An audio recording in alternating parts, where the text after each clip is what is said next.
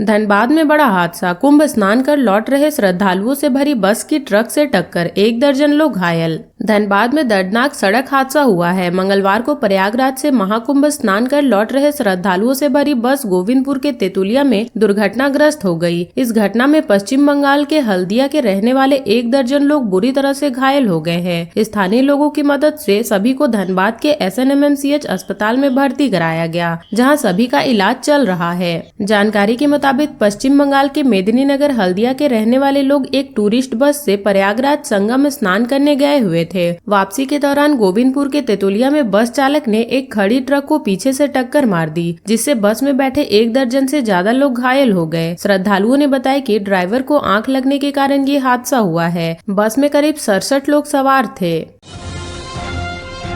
मैया सम्मान योजना में गजब का खेल, CSC संचालक के बेटे के खाते में भेज दिए महिलाओं के पैसे। मैया सम्मान योजना को लेकर गिरिडीह जिले में गड़बड़ी में लगातार नए मामले सामने आ रहे हैं। कुछ दिन पहले एक ही खाते में 2 लाभुकों की राशि आवंटित होने का मामला सामने आया था। इसकी जांच चल ही रही थी कि अब एक ही खाते में 4 लाभुकों की राशि भेज दिए जाने का नया मामला सामने आया है। ये खेल कर दिखाया है एक CSC संचालक ने। उसने अपने बेटे के बैंक खाते में लाभुकों का पैसा भेज दिया है। इस मामले को लेकर BDO ने सामाजिक सुरक्षा के सहायक निदेशक को पत्र लिखकर उक्त राशि की रिकवरी करने के साथ साथ गलत ढंग से पोर्टल पर अपने खाता की एंट्री करने के मामले को लेकर CSC के ID को रद्द करने की मांग की है। साथ ही चारों लाभुकों की सम्मान राशि की रिकवरी करने की मांग की गई है। जानकारी के अनुसार प्रखंड के बरमसिया वन पंचायत के 4 लाभुक क्रमशः सोनिया देवी, पनोमुनी हेम्ब्रम, यशोदा कुमारी एवं रधिया कुमारी के मैया सम्मान योजना के आवेदन में CSC संचालक कैलाश महतो के बेटे अभय आशीष के खाते का नंबर एंट्री कर दिया गया। इस कारण चारों लाभुकों की मैया सम्मान योजना की राशि अभय आशीष के खाते में भेज दी गई।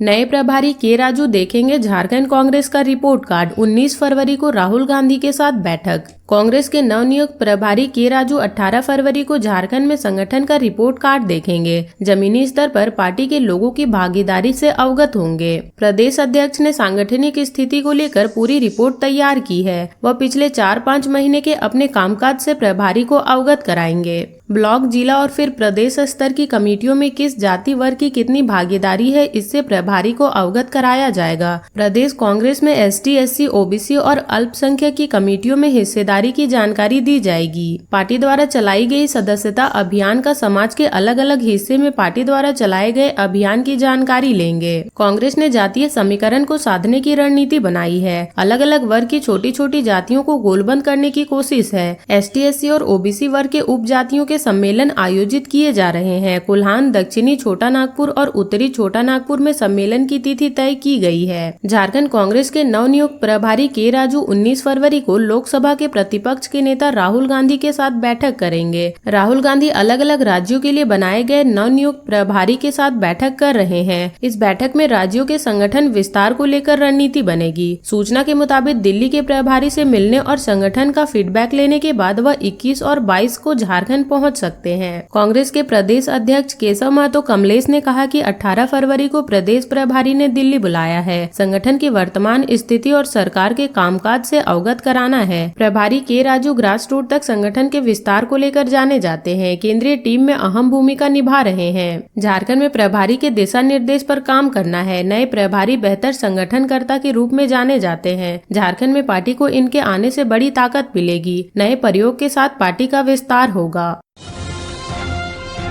MBBS की पढ़ाई करने वाले के लिए गुड न्यूज, रिम्स में बढ़ेगी सीटें, 5 साल से हो रहा था प्रयास। राजधानी रांची से डॉक्टरी की पढ़ाई करने वाले के लिए खुशखबरी है। राज्य के सबसे बड़े मेडिकल संस्थान रिम्स में MBBS की सीटें बढ़कर 250 हो गई हैं। संस्थान इतने सीटों पर पढ़ाई शुरू करने की स्थिति में है। रिम्स प्रबंधन ने नेशनल मेडिकल कमीशन को प्रस्ताव भेजकर इसकी जानकारी दे दी है। रिम्स प्रबंधन का कहना है कि यहाँ पर 250 सीट पर पढ़ाई संचालित की जा सकती है। सीट के हिसाब से जितनी आधारभूत संरचना, मैन पावर और सुविधा की आवश्यकता है उसे पूरा कर लिया गया है। ऐसे में NMC की टीम कभी भी अस्पताल परिसर का निरीक्षण कर सकती है। वर्तमान में MBBS में 180 सीटों पर नामांकन होता है। भीड़ को नियंत्रित करने के लिए रांची और हटिया स्टेशन में है ये व्यवस्था। भारी संख्या में आरपीएफ के जवान तैनात। नई दिल्ली रेलवे स्टेशन पर शनिवार को हुए हादसे और रविवार को रांची रेलवे स्टेशन पर अत्यधिक भीड़ के कारण 6 लोगों के बेहोश होने व 60 से अधिक यात्रियों के ट्रेन छूटने के बाद रेलवे ने व्यवस्था में सुधार किया है।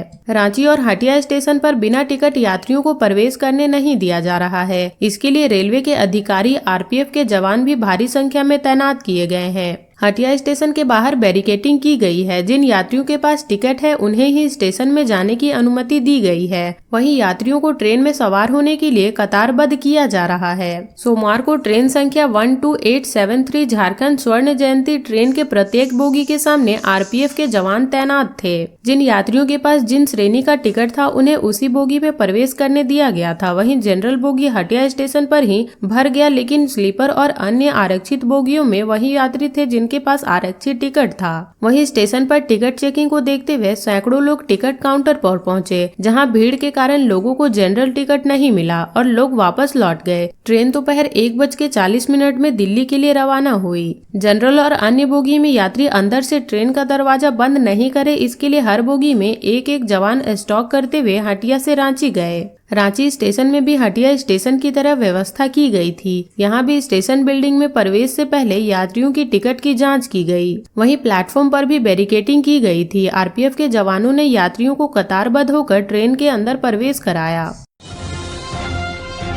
18 फरवरी को सबसे सस्ता एलपीजी सिलेंडर कहां मिलेगा, यहां चेक करें रेट। 18 फरवरी 2025 को झारखंड में सबसे सस्ता एलपीजी सिलेंडर कहां मिलेगा। 14.2 किलो का रसोई गैस सिलेंडर आज कितने में मिल रहा है। अगर आपको भी ये सवाल आज परेशान कर रहे हैं तो हम आपको बता देते हैं कि 18 फरवरी 2025 को सबसे सस्ता सिलेंडर कहां मिल रहा है। पूर्वी सिंहभूम जिले में 18 फरवरी 2025 को सबसे सस्ता सिलेंडर मिल रहा है। 14.2 किलो के एलपीजी सिलेंडर के बदले जमशेदपुर और उसके आसपास के इलाके में ग्राहकों को सिर्फ 842.50 रुपए ही देने होंगे। दूसरी ओर हजारीबाग और कोडरमा जिले में आज एलपीजी सिलेंडर सबसे महंगा मिल रहा है। इन दोनों जिलों में अगर कोई उपभोक्ता या ग्राहक 14.2 किलो का एलपीजी सिलेंडर लेता है तो उसे इसके लिए 862 रुपए का भुगतान करना होगा।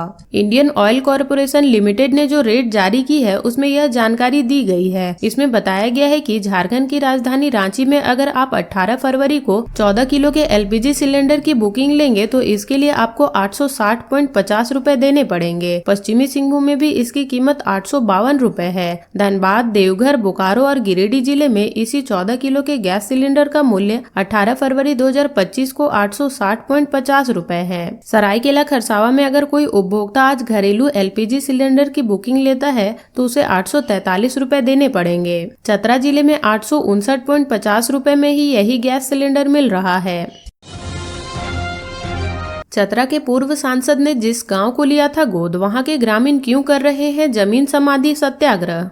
लातेहार जिले के कामता पंचायत के चटुआल गांव के किसानों ने सोमवार को गांव में मूलभूत सुविधाएं बहाल करने और खेती की समस्याओं को दूर करने की मांग को लेकर अनिश्चितकालीन जमीन समाधि सत्याग्रह की शुरुआत की है। इस गांव को चतरा के पूर्व सांसद सुनील कुमार सिंह ने गोद लिया था। सोमवार की सुबह खुले आसमान के नीचे करीब 2 फीट गहरे खोदे गए गड्ढे में लेटकर किसानों ने सत्याग्रह की शुरुआत की। इसका नेतृत्व कामता पंचायत समिति सदस्य यऊब खान कर रहे थे। किसानों ने बताया कि चटुआल गांव के कई पंचायतों में आज भी सड़कें नहीं पहुंची है। बीमारी या गर्भवती को अस्पताल ले जाने के लिए एम्बुलेंस नहीं मंगाया जा सकता है। टोलों में शुद्ध पेयजल नहीं है, सिंचाई की भी सुविधा नहीं है। हाल सर्वे खतियान की त्रुटि के कारण कई भूमि में विवाद है। इस कारण ऑनलाइन लगान रसीद नहीं कट रही है। सड़क के अभाव में सब्जियों और फसल को बाजार तक लाना चुनौती है। किसानों ने कहा कि इन्हीं सभी समस्याओं को प्रशासन तक पहुंचाने के लिए हम जमीन समाधि सत्याग्रह कर रहे हैं। गांव की महिलाएं भी सत्याग्रह में बैठी थीं। सोमवार को सुबह 10 बजे से दोपहर 2:30 बजे तक सत्याग्रह चला।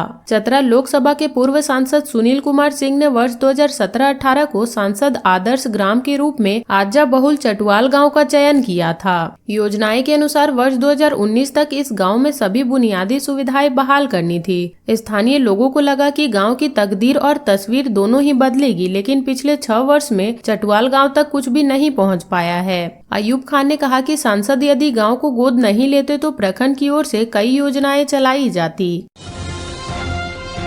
झारखंड में नगर निकाय चुनाव के लिए 8 जिलों में ओबीसी सर्वेक्षण का काम पूरा। रिपोर्ट पर आपत्ति हो तो ये करें। नगर निकाय चुनाव के लिए पिछड़ा वर्ग आयोग द्वारा पूरे राज्य में ओबीसी का सर्वेक्षण किया जा रहा है। इसके तहत सोमवार तक झारखंड के 8 जिलों धनबाद, गुमला, सिमडेगा, लातेहार, पलामू, गढ़वा, रामगढ़ और पूर्वी सिंहभूम जिले में ओबीसी सर्वेक्षण का काम पूरा कर लिया गया। सोमवार को आयोग को चतरा और पलामू जिले द्वारा 6 नगर निकाय की रिपोर्ट सौंपी गई। इसमें चतरा जिला की चतरा नगर परिषद, पलामू जिला के नगर निगम मेदिनीनगर, नगर परिषद विश्रामपुर, नगर पंचायत हुसैनाबाद, नगर पंचायत छतरपुर और नगर पंचायत हरिहरगंज की ओर से आयोग को रिपोर्ट सौंपी गई। पिछड़ा वर्ग आयोग के सदस्य नंद किशोर मेहता ने कहा कि जिन जिलों के द्वारा अब तक रिपोर्ट नहीं जमा की गई है वह हर हाल में 20 फरवरी तक रिपोर्ट जमा करें ताकि अग्रतर कार्रवाई की जा सके। उन्होंने राज्य के ऐसे लोगों जिन्हें इस सर्वेक्षण पर आपत्ति है उन्हें हर जिले के नियुक्ति नोडल पदाधिकारी से यहां शिकायत दर्ज कराने का सलाह दिया है। उन्होंने कहा कि शिकायत दर्ज करने के बाद संबंधित जिला द्वारा हर हाल में शिकायत का समाधान किया जाएगा।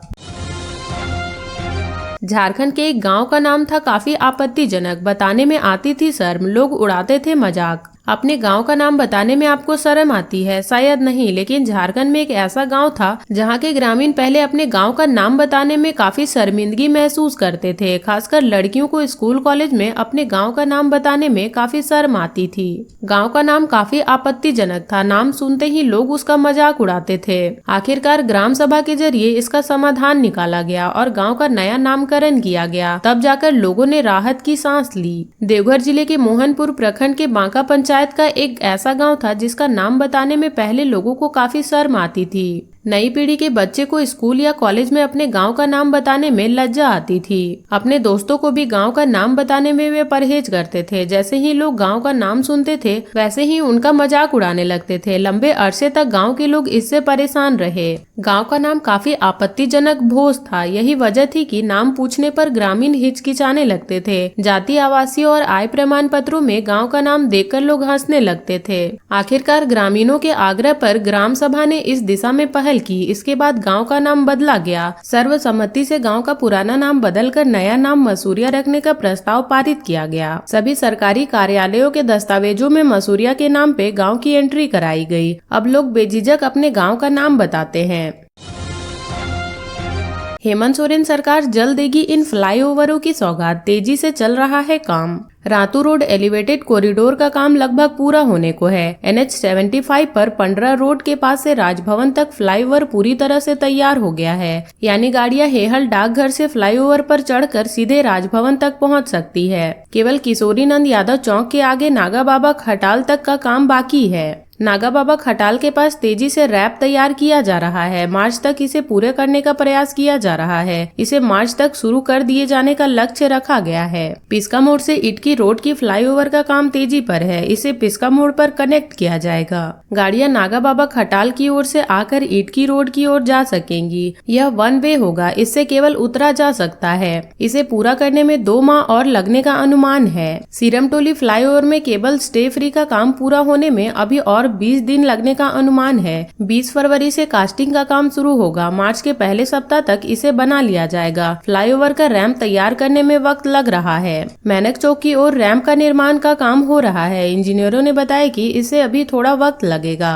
वहीं सीरमटोली की ओर से भी रैंप तैयार करने में समय लग रहा है। पथ निर्माण विभाग यह प्रयास कर रहा है कि मार्च में ही इस फ्लाईओवर को भी चालू कर दिया जाए।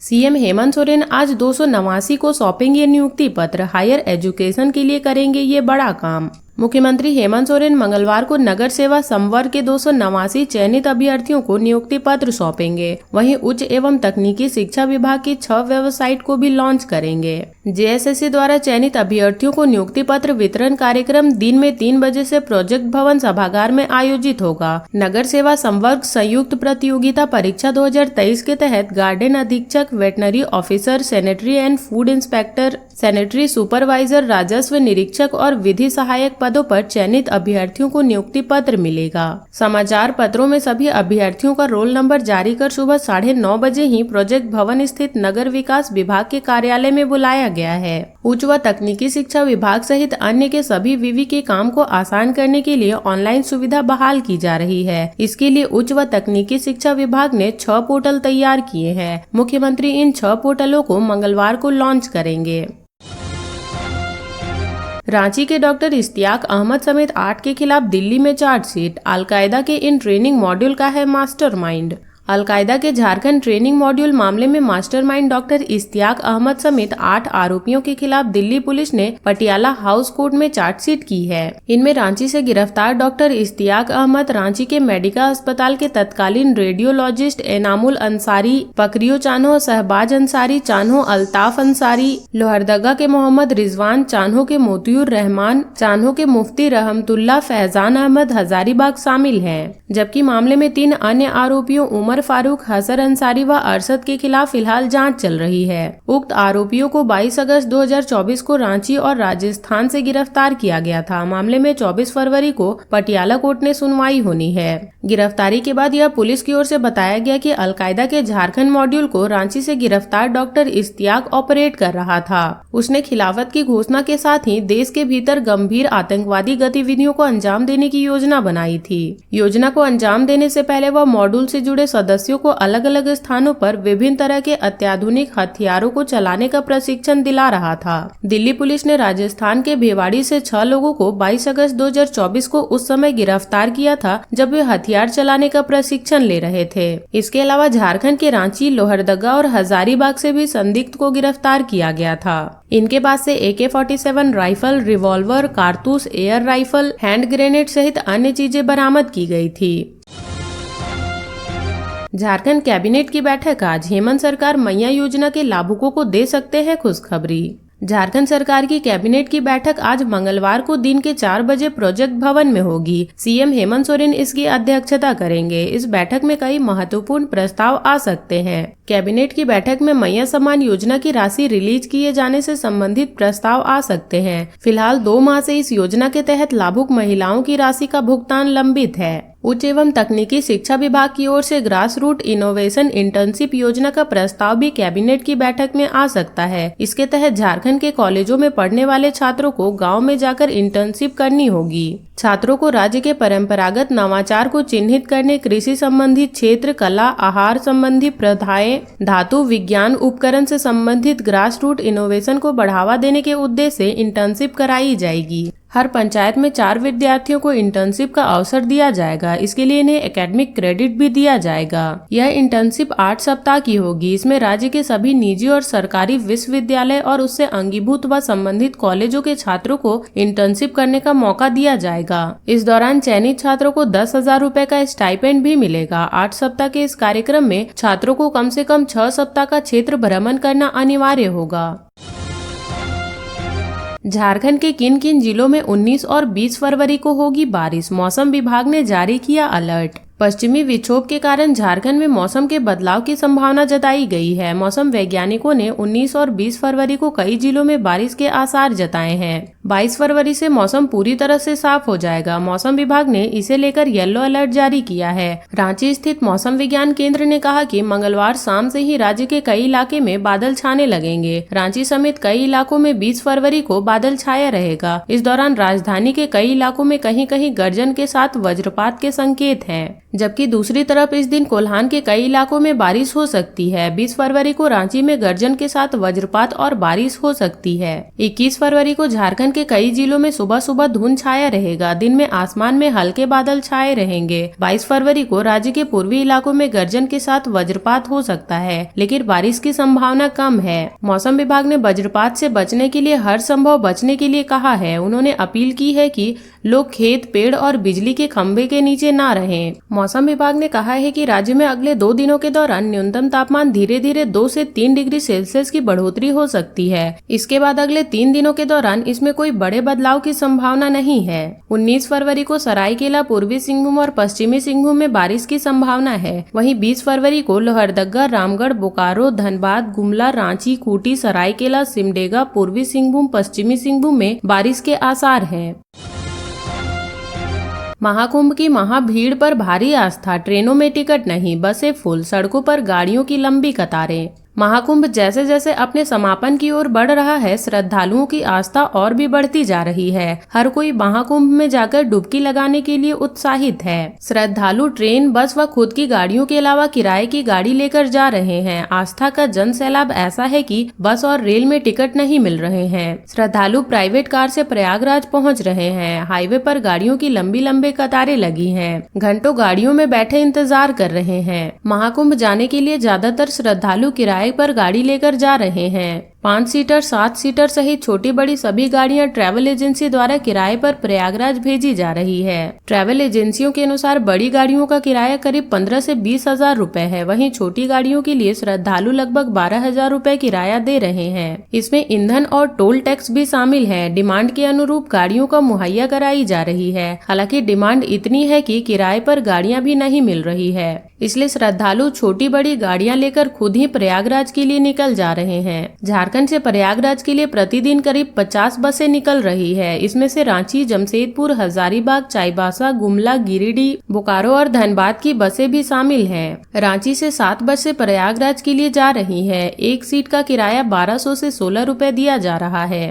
रवानगी का समय शाम 5 बजे के बाद निर्धारित है। बसों में पानी, बिस्कुट जैसी सुविधाएं भी उपलब्ध कराई जा रही है। रांची से प्रयागराज जाने वाले बसों में पहले ही सीट बुकिंग कराई जा रही है। हालत ऐसी है कि सीट न मिलने से कई श्रद्धालु बस स्टैंड से निराश होकर लौट रहे हैं। राजधानी रांची में लोग बस रिजर्व करा रहे हैं। कुछ लोग आपस में मिलकर 2-3 दिन के लिए बस बुक कर रहे हैं। तो ये थी झारखंड की अब तक की बड़ी खबरें। ऐसे ही झारखंड की खबरों से अपडेट रहने के लिए हमारे चैनल झारखंड न्यूज नेटवर्क को सब्सक्राइब कर लें और बेल आइकन को प्रेस कर लें ताकि हमारी हर वीडियो का अपडेट आप तक पहुंच सके।